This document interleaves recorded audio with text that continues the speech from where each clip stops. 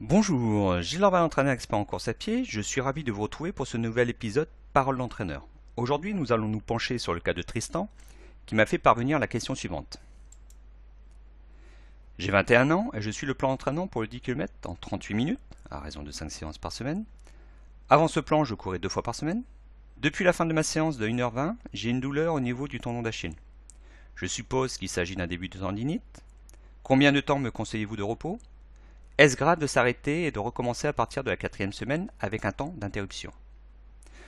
Alors, par rapport à la douleur que nous décrit Tristan, et sans évidemment me substituer à un avis médical, il est fort à parier qu'il s'agisse en effet d'un début de tendinite. Alors, par rapport à ce début de tendinite, dans quelques instants, je vais vous donner les conduites à tenir et comment procéder pour essayer de minimiser l'handicap engendré par cette tendinite. Mais avant ça, je voulais revenir sur un élément qui m'a interpellé lorsque j'ai découvert la question de Tristan. Alors cet élément, c'est tout simplement le nombre de séances par semaine. En effet, jusqu'à présent, Tristan semblait s'entraîner 2 fois par semaine. Et là, pour sa préparation marathon, 10 km, il est passé de 2 séances à 5 séances par semaine. Et je pense qu'il ne faut pas aller chercher plus loin la raison de sa blessure. En course à pied, on ne se blesse jamais par hasard. Et là, la raison, elle semble évidente, c'est l'augmentation trop brutale et trop rapide de la quantité d'entraînement qui est à l'origine de la blessure de Tristan. Lorsque vous voulez augmenter votre volume d'entraînement, il faut aller toujours de manière progressive. De telle sorte, de laisser le temps à vos muscles, à vos articulations, à vos tendons, de s'habituer à l'augmentation de la charge d'entraînement que vous allez lui imposer, ou à imposer à ses muscles, à ses tendons et à ses articulations. Donc là, moi, ce que je peux conseiller à Tristan, c'est de revenir très rapidement à 2-3 séances par semaine. Alors justement, par rapport à cette augmentation de la quantité d'entraînement, voilà ce que je préconise.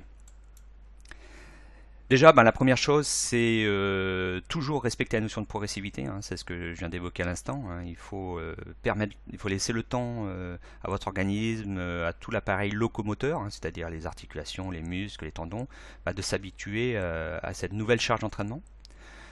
Justement, pour que cette notion de progressivité soit respectée, on vous demande de respecter un principe qui est qui est assez facile à mettre en application. C'est pas plus d'une séance supplémentaire par saison. Donc dans le cas de Tristan, il n'aurait pas fallu passer de 2 à 5 séances, mais de 2 à 3 séances. Ensuite, avant d'augmenter le nombre de séances, il est important de voir si c'est vraiment nécessaire. Et pour moi, la situation qui peut dire au coureur qu'il serait intéressant d'augmenter son nombre d'entraînements, c'est une stagnation des résultats. Ou alors éventuellement un projet de passer sur une distance vraiment supérieure, par exemple lorsqu'on passe du semi-marathon au marathon. Mais tant que vous êtes dans une phase de progrès, tant que vos chronos s'améliorent, restez sur vos volumes d'entraînement. Ne cherchez pas de complications. Parce que vous avez vu, dans le cas de Tristan, augmenter son volume d'entraînement n'est jamais sans risque. Donc toujours y aller de manière précautionneuse et ne pas se mettre dans une situation où le risque de blessure est accentué. Alors je reviens à la question initiale de Tristan. C'est combien de temps me conseillez-vous de repos? Alors sur une tendinite, sur un début de tendinite, j'ai une bonne nouvelle pour Tristan. Le repos complet n'est pas obligatoire. En effet, lorsque la tendinite commence à s'installer, il est possible de maintenir tout de même une activité physique. Alors bien sûr, il y a certaines précautions à prendre. Alors je vais vous les passer en détail. Il est impératif d'alléger immédiatement le nombre d'entraînements et l'intensité des efforts. Alors pour cela, rien de plus simple, il suffit tout simplement d'effectuer uniquement des footings à allure lente et de préférence sur les terrains souples. Bien sûr, dans le cas de Tristan qui était à 5 séances par semaine, on redescend immédiatement à 2 footings par semaine.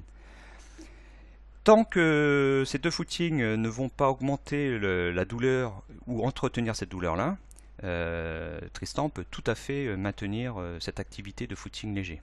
Par contre, si la douleur persiste, voire si la douleur augmente, là par contre il est impératif de se mettre au repos complet tant que la douleur n'a pas disparu, au moins au repos.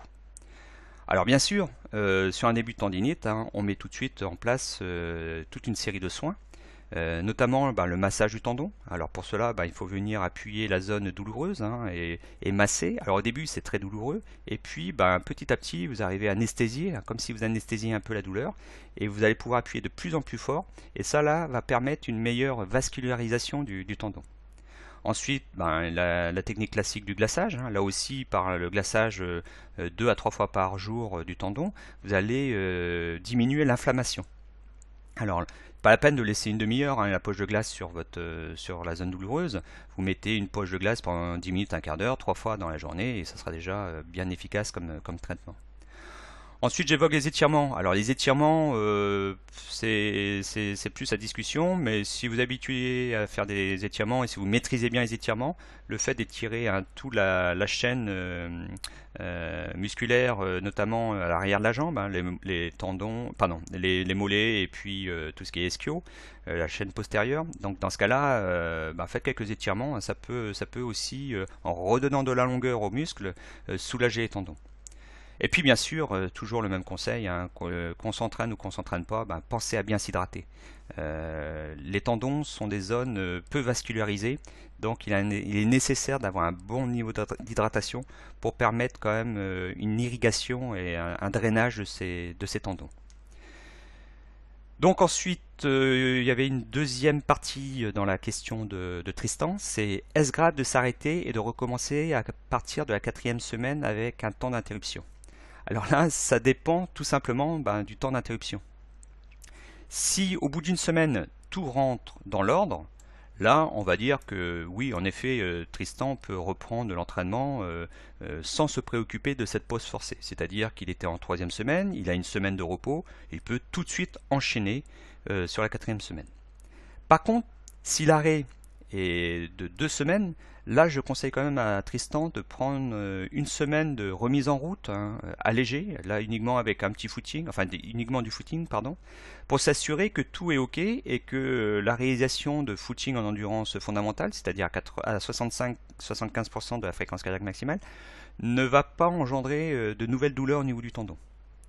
Et si à ce moment-là tout est ok, il peut reprendre sa préparation en restant toujours vigilant, hein, notamment lorsqu'il va aborder les séances de qualité, parce que la douleur peut très vite se réveiller si jamais si l'intensité des efforts augmente de manière trop soudaine.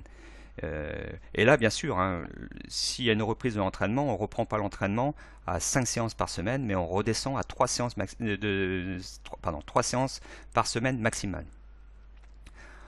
Si par contre l'arrêt est de 4 semaines ou plus, là par contre il faut reprendre le plan d'entraînement dès son début, hein, à son début.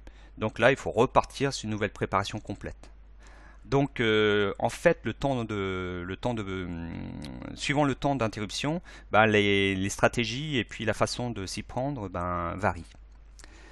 Donc voilà, j'espère avoir répondu précisément aux interrogations de Tristan. Moi, je vous retrouve très rapidement pour un nouvel épisode de Parole d'entraîneur. D'ici là, je vous souhaite un bon entraînement, un bon run, et je vous dis à très vite. Au revoir.